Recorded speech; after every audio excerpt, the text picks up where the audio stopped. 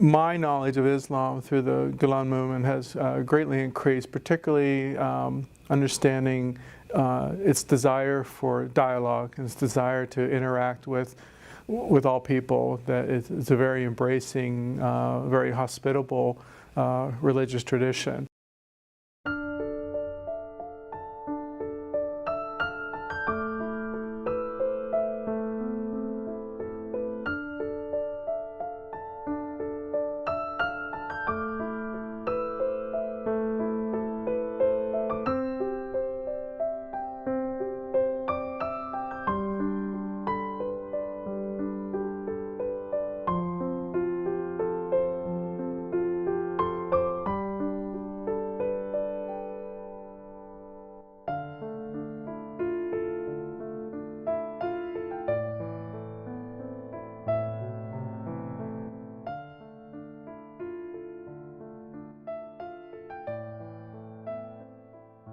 Dr. James Puglisi, and I work at the campus ministry office at St. Edward's University in Austin, Texas, or a Roman Catholic university. And I also serve on the advisory board for the Dialogue Institute of the Southwest here in Austin. I have not had the opportunity to meet Mr. Gulen. I would like to. He actually lives in my home state, Pennsylvania. But from the writings I've been able to enjoy from his that he's written, I find appreciation for his the intellect that he brings to the interfaith movement, his promotion of citizenship, I believe, of people being involved in their communities, whether it's from their faith perspective, whether it's Islam, Christianity, Judaism, whatever, but that we bring our values into our life in the community, and then that's a good thing. We are all valued-centered people, so I find that a very positive thing about him.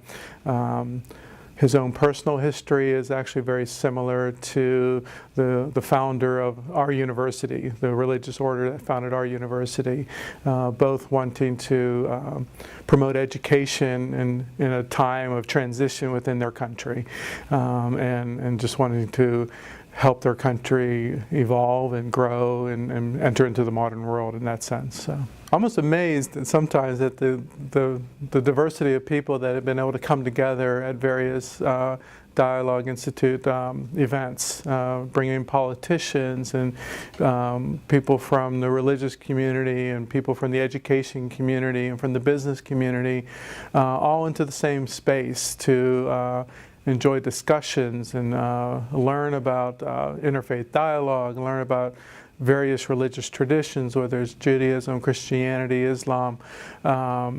Just so that the ability to bring such a diverse group of people together is not the easiest thing to do sometimes. So I've been very amazed at the movement that's been able to accomplish that. I think some of the most important contributions that Fethullah Gulen and the movement, and particularly in the Austin community, has contributed is the ability to bring a diverse group of people together, politicians, educators, people from the religious communities, people from the business community, to bring all those people into the same room to enjoy events around dialogue, to understand what dialogue is, to learn about religious literacy, to understand, know a little bit more about Islam, about Judaism, Christianity, whatever the religion is, just increasing that religious literacy, which is something that I think is very vital, particularly in the United States. So I think that's one of the primary contributions that I've really appreciated. And I know in our community at the university that I work at, just the ability to collaborate and provide opportunities for our students to also enjoy those same type of experiences. And then I think providing people from here a chance to go to Turkey, to be in a different culture, in a different cultural setting, anytime that you can immerse yourself into another environment, another background, it breaks down stereotypes and misunderstandings that you have about different places, different cultures, because you get to meet the people.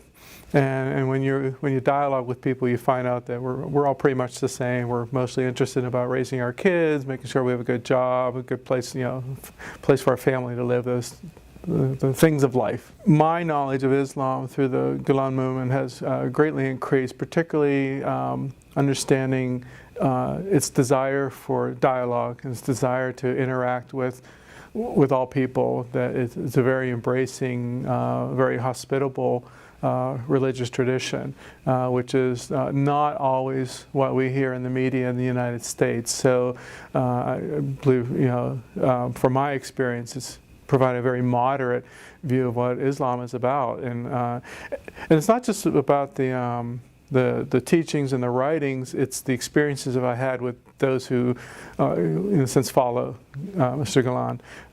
When you're in people's homes and you interact with them over a meal, you learn a lot about not just the person, but the things that they value and the things that have informed their values. And so it's built a lot of trust. So I have found the opportunity to learn about Islam through the Gulen movement has been invaluable for me, and particularly in my work, where I work with religious diversity within our Catholic campus. I think the role of whether Muslims should have dialogue with non-Muslims, I think it's a very important activity. There's one of the leading voices in the United States around interfaith dialogue is a gentleman, Eboo Patel. And I recently heard him quoted as saying, if you're not in a room with somebody that you disagree with, you're not in dialogue. We have to talk with people who believe a little bit differently than us, think a little bit differently than us. It helps us to grow. Helps us to grow individually, as a people, and it helps help those that we're in dialogue with to grow as well. I work on a Catholic campus, and we're very much involved, very much interested in developing our own Catholic identity as a Catholic Christian. And the more I talk with people of other religious traditions, Judaism, Islam, the more I learn about Christianity. And I think that's vice versa. I remember one of the events that we had with the Dialogue Institute. We had a conference here several years ago, and we did a survey of 100 Muslim students and 100 Christian students, and we found that the more that a Christian knew about Christianity, the more tolerant they were of a Muslim. The less they knew about Christianity, the more intolerant they were of the Muslim. For the Muslim, the more they knew about Islam, the more tolerant they were of the Christian, and the less they knew about Islam, the less tolerant they were of Christians. So knowledge is so important to break down misunderstandings, both within ourselves and people coming from other traditions. It is, I think it's one of the main doorways to not just religious tolerance, but a world that people live together and thrive together, not just tolerate each other, but actually help each other to grow. I think the use of education within the Hizmet movement to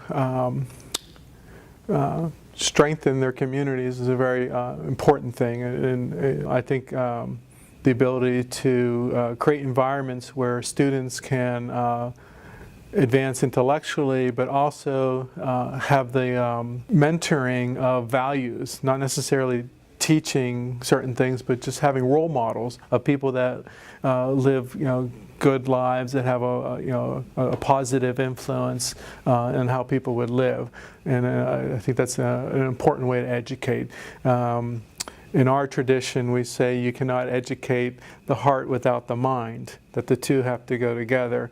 So it's not enough just to teach students skills, but you have to teach them, how do you make good decisions about what's the best use of those skills that helps common humanity. So that comes with good role models, teachers that are able to model good living, family values, just a way to live in the world. Otherwise, you've created people with skill sets, but they may use them for good or bad. The Hizmet movement has been very active in providing relief efforts for people that have been impacted by natural disasters, poverty and such. I think for any people coming from any religious community, that's central to who we are. within Christianity that is central to our work. We say a preferential option for the poor. I know in Islam it's one of the pillars to to provide for the poor and the needy. It's because we are all interrelated. One of the members of the local community here, I remember him once saying that for the Muslim, your neighbor is not the house next door, it's the next 100 houses. Meaning there's no end to who your neighbor is. And I think that's just a way to think, a way to orient our lives to always be serving those that are our neighbors, and that there's no end to that.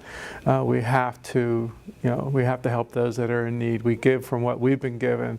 God has given us things. We need to help those who have not been given as much. It's just it's the way to make the world a more peaceful place. Most people. Violence comes out of people's desperations and manipulation and such. Those things can only breed when there's people that are in dire need. So if we can help people in their need, we'll have a much more peaceful world.